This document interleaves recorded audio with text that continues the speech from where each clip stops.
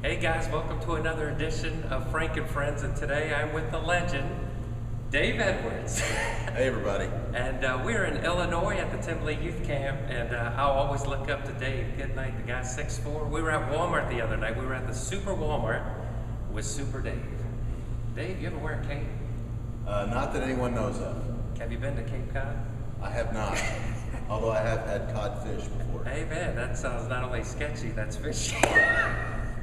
Man, Dave, as you know, speaks all over the country. Honestly, one of the best, if not the best communicator. He wouldn't want me to say that, but the fact is, God uses us all in different ways. And brother, God has really anointed you and appointed you. But man, just tell our listeners not only what God means to you, but what you've learned through your storms. Wow. Well, you know, anytime you go through a storm, you always learn to trust God in a deeper way. And storms are a lot of times where God makes less sense, but you have to be pushed to a point where you trust Him more. And so I think those moments of the storms where the unexpected happens, you're taught about the great power of God, the great control of God, and to know that I think the biggest thing that I always hear in my spirit is that in the middle of a storm, God is not the enemy, He's your friend. God is not the problem, He's the answer. Dave, where would you be without Jesus Christ? Man, I don't know. I would be. I'm already kind of a wingnut, so I think I'd be way worse off. For sure. Oh man, well that's awesome, buddy. Yeah, man. Do you have a favorite TV show? Favorite TV show? I just love the reruns of Seinfeld. Man, that's awesome. Who's your favorite character? Jerry. Okay. Yeah. If I was Ben, it'd be Ben and Jerry's. Amen. Exactly. That's right. Preachers love Sundays. Shout out to Sarah running the camera. Brother, you're from Oklahoma. Right. You always joke about nothing good comes out of Oklahoma. Right. What would you say to J.C. Watts? Who is that? He was like the former Oklahoma quarterback, won the national championship, and then he became a Republican congressman. Oh, is that right? And he was on the short list for VP. When you say, so that's football he played? Yeah. Uh-huh. And then he was a congressman. Okay. And then Steve Largent was from Oklahoma. Really? And what does he do? Well, he was a former Seattle Seahawk wide receiver. Okay, that's football as well? He had good hands. And then he ran for Congress. Okay. And then I was thinking, man, your slogan could be, you're in good hands with Steve Largent. That's Ran good. for governor and lost.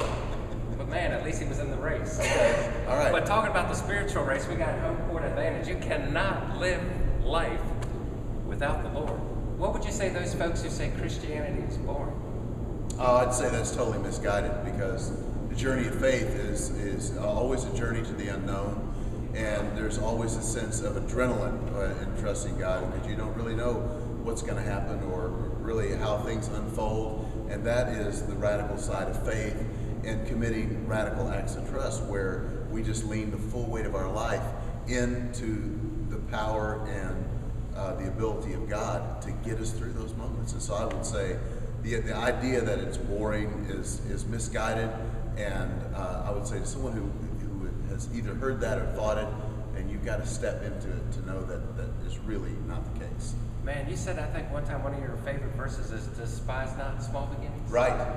Man, Right. that's awesome. Do you have another verse? My life verse is Deuteronomy 23:5, which is says that God takes the curses of our life and turns them into a blessing because He loves us. Wow. And I love that verse because it just means no matter what life throws at you, that God takes it and turns it into something great and something that you could never imagine, that you could have never seen or thought of on your own. So that's been a great verse for me, just to help me keep my life in perspective and understand that God takes the things that look like they're against us and look like curses and turns them into a blessing. Wow. Well, from here you go to South Carolina. Just tell them some of your upcoming events so they may see you on the road. Oh, I'll be in Norrie, South Carolina, Inman, South Carolina, Valley, Alabama, and West Houston, Texas.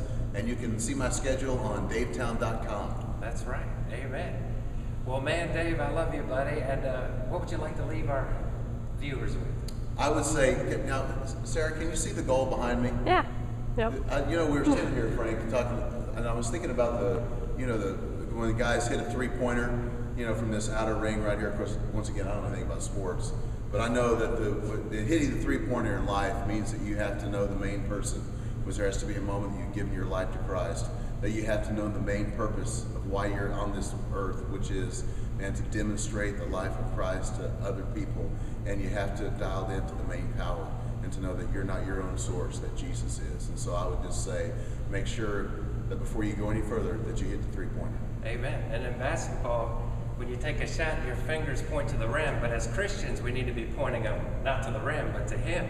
Because good Christians keep the faith, but committed ones share their faith. I love you, buddy. Thank you, bro. Power to the Appreciate it, Beeps. man. I always look up to you, and let me break it down. God bless. Keep it real. Wear your seatbelt and book Dave today. If you can't afford in, bring Frank.